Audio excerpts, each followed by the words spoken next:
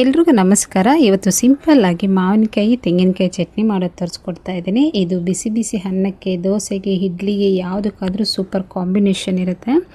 ಹಾಗೆ ಇದು ಮಾಡೋದು ಅಷ್ಟೇ ಸುಲಭ.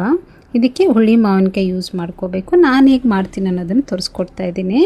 ಮೊದಲು ಒಂದು ಮಿಕ್ಸಿ ಜಾರ್ ತೊಗೊಂಡು ಇದಕ್ಕೆ ಕಟ್ ಮಾಡಿರೋಂಥ 1 ಕಪ್ಪು ಹುಳಿ ಮಾವಿನಕಾಯಿ ಸೇರಿಸ್ಕೋಬೇಕು.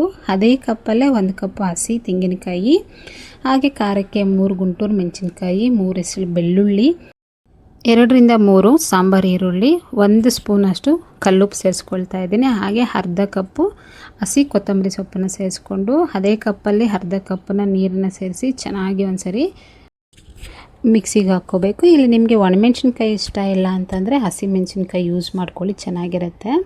ಹಾಗೆ ಈಗ ನೋಡಿ ಚೆನ್ನಾಗಿ ಒಂದ್ಸರಿ ಮಿಕ್ಸ್ ಮಾಡಿದ್ದೀನಲ್ಲ, ತುಂಬ ತರಿಯಾಗಿ ಮಾಡ್ಕೋಬೇಡಿ, ತುಂಬ ನುಣ್ಣಗೆ ಮಾಡ್ಕೋಬೇಡಿ. ಇಲ್ಲಿ ತೋರಿಸ್ತಾ ಇರೋ ರೀತಿಯಲ್ಲಿ ಮಾಡಿಕೊಂಡ್ರೆ ಸಾಕು. ಈಗ ಇದಕ್ಕೆ ಇನ್ನೊಂದು ಸ್ವಲ್ಪ ನೀರನ್ನು ಹಾಕಿ ಒಂದು ಕನ್ಸಿಸ್ಟೆನ್ಸಿ, ಚಟ್ನಿ ಕನ್ಸಿಸ್ಟೆನ್ಸಿಗೆ ಮಾಡ್ಕೊಳ್ಳೋಣ.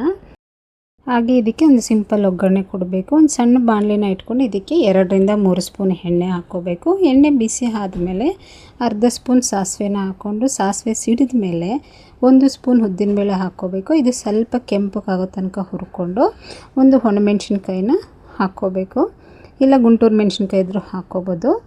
ಈಗ ಸ್ವಲ್ಪ ಕರಿಬೇವು ಸೇರಿಸ್ಕೊಂಡು ಸ್ಟವ್ ಆಫ್ ಮಾಡಿ ಈಗ ಈ ಒಗ್ಗರಣೆನ ಚಟ್ನಿಗೆ ಮಿಕ್ಸ್ ಮಾಡಿಕೊಂಡ್ರೆ ಅಷ್ಟೇ ಸೂಪರ್ಬಾಗಿ ರೆಡಿ ಆಗುತ್ತೆ.